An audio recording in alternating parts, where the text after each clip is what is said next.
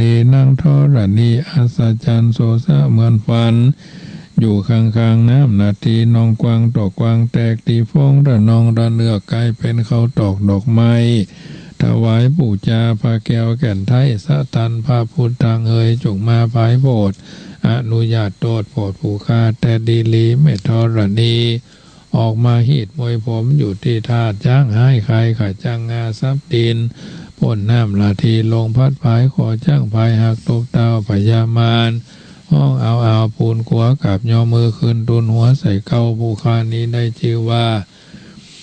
ลูกศิษย์พระพุทธเจ้าผู้มีบุญสมปานนั้นมากนักพระพุทธเจ้าจึงตั้งพระปัญญาปาดามีไว้เข้าจันตั้งไว้ตั้งหน้าก็ได้เข้าจันตั้งไว้ตั้งหลังก็ได้เข้าจันตั้งแต่หัวแผ่วตีนก็ได้เข้าจันตั้งแต่ตีนแผ่วหัวก็ได้เข้าจันแสนว่าลูกปืนจักมาเสมอมวลชนแสนหาก็บ่มีมาจากใครใดข้าพระเจ้าเลยได้ชื่อว่าพุทธคุณังกุมะคุณังสังฆคุณังพุทธอินตาธรรมอินตาสังฆอินตาอัสสหับแม่ธรณีผู้อยู่เนื้อน้ำผู้อยู่ก้ำแผ่นดินกันคาได้ละลึกเกิดถึงตึงหาคุณพ่อคุณแม่คุณครูบาอาจารย์คุณพระแก้วเจ้าทั้งสามประการคือคุณพระพุทธคุณพระธรรมคุณพระสงฆ์คุณแดดคุณฝนคุณน้ำคุณลมคุณไฟคุณครูสราเจ้าก็ดีคุณนางอุตตราเจ้าก็ดีคุณพระเจกะเจ้าก็ดีคุณพระตนเมตตาภาวนาเจ้าก็ดีคุณพระแม่ธรณีเจ้าก็ดีจุงมาสามพิทักษ์รักษาคุ้มครองตั้งกำนาและกำลังยังตนตัวแห่งข้าพระเจ้าตั้งแต่ทีคากาณวันนี้ยามนี้และต่อไปนี้ยิ้มแด่เธอพุทโธพุทธังรักษาธัมโมธัมมังรักษาสังโฆสังฆังรักษาพุทโธพุทธังอะระหังธัมโมธัมมังอะระหังสังโฆสังฆังอะระหังพุทโธพุทธังกันหะธัมโมธัมมังกันหะสังโฆสังฆังกันหะอายุวันโนสุขังพาลังเอาละแผ่เมตตาเนอเอวเมสุตังเอกังสามัญญังภควาสาวัตถิยังวิหารติเจตวันเนอนาถาเบนดิกัสสะอาราเมตระโขภควาภิกขุอามันเตสิภิกขโวติปะทันติติเตภิกขุภควโตปัจจโสสุงภควาเอตตาโวจาเมตตายาภิกขเวเจโตวิมุตติยาอาเสวิตายาภาวิตายาภหุลีกตายายานีกตายาวัตุกตายาอนุติตายาปริจิตายาสุสมารตายาอิเมเอกาตาสานิสังสาปฏิกังคากัตตเมเอกาตาสาสุขังสุปฏิสุขังปฏิปุจจตินาภาภกังสุปินังปัสสติมนุสานังปิโยโหติอามนุสานังปิโยโหติเทวตารากันตินาสาอาคิวาวิสังวาสัตถังวากามติตุวตาจิตังสมาธิยติมุขวันโนวิปัสสิตติอาสามุลลาโหคารังกโรติอุตริงอปติวิชันโตภมโรกูปะโคโหติเมตตายะภิกขเวเยโตวิมุตติยาอาเสวิตายาภาวิตายาภาหุลีกตายายันโดยกตายาวัตุกตายาอนุติตายาปริจิตายาสุสมารตายาอิเมเอกาทาสานิสังสาปฏิกังคาติอิทามโวจะภควาอัตตมนาเตภิกขุภควะโตภาสิตังอาภินันทุนติอิมินากาตะบุญเยนะด้วยบุญกุศลทั้งหลายมวลฝูงนี้พายแผ่ขอจุงฮือไปรอดแดนสุดแผ่ไปรอดถึงเมตไตรยะเทวบุตรตนโยดกับตั้งพญาอินทราเจ้าฟ้าโสดสองสวรรค์ตั้งพญาเวสสุวรรณและเท้าจตุโรกบาลตั้งสี่พญาทัตตะลัทธะโสดสวัสดีพระยาวิรุณหสลีองค์อาจพระยาวิรูปัคาราชราชาพระยากุเวลาอุตรติสาพับไข้ด้วยเตจะบุญน้อยใหญ่ภาละผล ขอจุงไปลอดเทวบุตรเทวดาตั้งโขมจตุทิสาตลอดเงี่ยงน้ำหยาดพัทวีถึงธรณีเชื้อแต้วโลกลือนางน้อยโศกกัมมะทะลวงพระริยาพวงทุลีตังบุตตาบุตรีนาดน้อยบอกกิ่งห้อยคับหายขอเทวดาสักเป็นสักขีพิยานเที่ยงมั่นคือว่าอาทิตย์จันทร์อังคารพุธพฤหัสศุกร์เสาร์ราหูเกตนักขัตฤกษ์วิเศษ27ตัวจุงฮือกุศลนี่นาพับผายแผ่ไปชูจอดใกล้ฮือได้อนุโมทนาตังเวหาปลายต่ำใต้ผู้ฆ่าตั้งหลายได้แล้วยักฝากไปถึงพ่อแม่ที่มวยมิ่งมิตรอันเสี่ยงชีวิตหากสูญหาย7เช่นตระกูลเป็นเก้าเช่นตระกูลเป็นไม้แสนเช่นตระกูลเป็นขนาดตั้งปู่ย่าตายายอุบาอุปชายอาจารย์น้อยใหญ่ขอกุศลนี้ไต่ตามตันตั้งพระริยาลูกหลานเผ่าพงปันผงอันตายไปอานันต์อเนกจงฮือปากฏเกิดเป็นเครื่องทิพย์เทพทันทีหลอนได้ตายไปเป็นเพศเป็นผีทุกการีนารกใหญ่ขอกุศลนี้ไฝ่นำหาต่างพระสัตตาน้อยมากขอถวายกุศลนี้ไปฮอดถึงจงฮือได้ถึงสุขเสวยผลขอฮือได้พ้นจากทุกข์อันคัดสนจุผู้ขอเทวดาหูเมื่อหยาดน้ำหมายตาลจุงจักมีเที่ยงแท้ดีหลีบ่เท่าแต่นั้นผู้ฆ่าทั้งหลายฟังรายการเสียงธรรมก่อนรับตาคืนวันอังคารทุกวันอังคารนั้นแล้วก็กลัวเป็นโทษด้วยกายกรรมทางกายวาจีกรรมกรรมอู้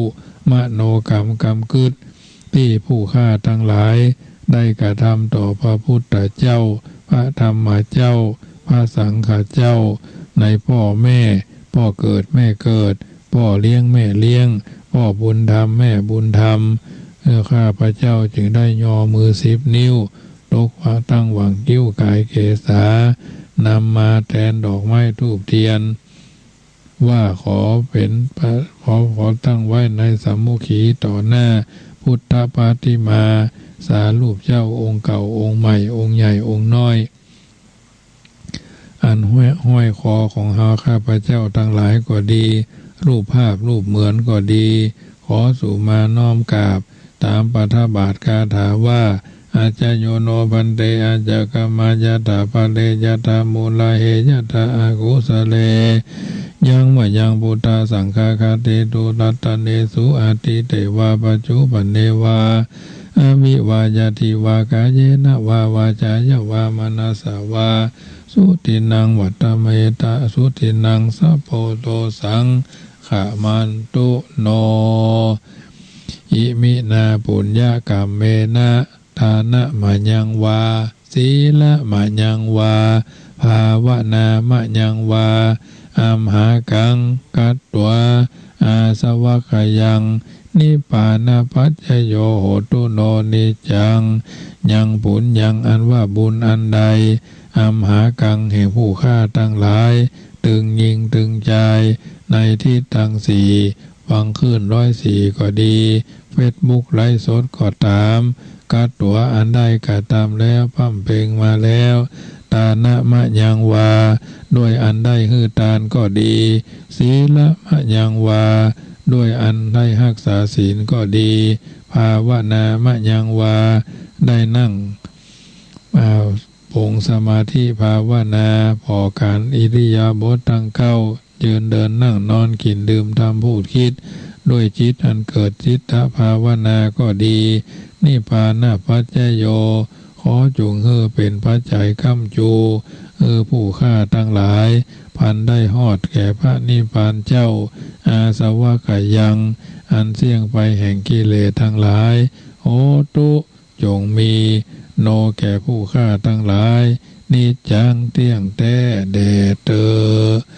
ข้าพระเจ้าขอแผ่เมตตาไปโดยรอบสุดขอบจักรวาล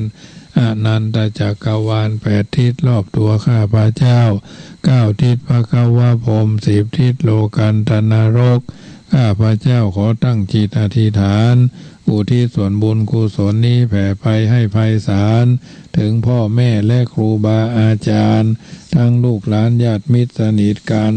คนเคยร่วมกิจการงานเพื่อพระพุทธศาสนาทั้งหลายจงมีส่วนได้ในบุญกุศลผลของข้าพระเจ้าทั้งเจ้ากรรมนายเวรเทพเทวันขอให้ท่านได้กุศลผลนี้เถิดยะถาประหยัดน้ำเนื้อยะถาวาริวหาปุราปาริปุเรนติสากะลังเอวะเมวะอิโตตินังเปตานังอุปกปปติอิจิตังปฏิตังตุมหังคิปะเมวะสมินจันตุสเปปุเรนตุสังกปาจันโตปันนะละโสยะถามะนิโจติละโสยะถาเอวังโหนตุสัมปติฉามิสัพพะปฏิปิปูชานิปานาปัจจโยโหตุโวนิจังบัดนี้หมายมีเจ้าศรัทธาอุปาสกอุปาสิกาทั้งหลาย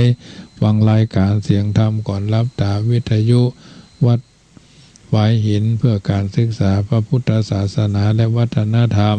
ทุกคืนวันอังคารอาตมาภาพพระมหาประสิทธมาภินันโท